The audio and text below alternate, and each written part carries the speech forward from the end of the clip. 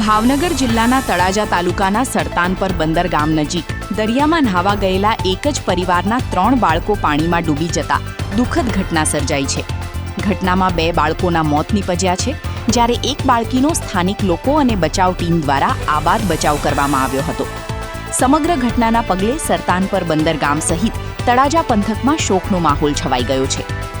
પ્રાપ્ત માહિતી અનુસાર તળાજા તાલુકાના સરતાનપર બંદર વિસ્તારના સમુદ્ર કિનારે એક જ પરિવારના 3 બાળકો પાણીમાં ઉતર્યા હતા. દરમિયાન અચાનક ઊંડા પાણીમાં ખેંચાઈ જતા 3 બાળકો ડૂબવા લાગ્યા હતા.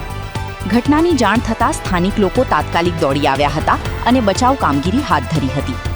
રેસ્ક્યુ દરમિયાન એક બાળકીને સહી સલામત બહાર કાઢવામાં સફળતા મળી હતી, જ્યારે અન્ય 2 બાળકોને સારવાર માટે હોસ્પિટલ ખસેડવામાં આવ્યા હતા, જ્યાં ફરજ પરના તબીબોએ બંનેને મૃત જાહેર કર્યા હતા. મૃતકોમાં 7 વર્ષીય આયુષ રમેશભાઈ જાદવ અને 9 વર્ષીય શિવાની જાદવનો સમાવેશ થાય છે.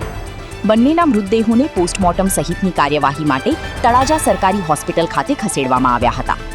ઘટનાના સમાચાર ગામમાં પહોંચતા જ પરિવારજનોમાં શોકની લાગણી વ્યાપી ગઈ હતી. સમગ્ર મામલે સ્થાનિક પોલીસ અને તંત્ર દ્વારા વધુ તપાસ હાથ ધરવામાં આવી છે.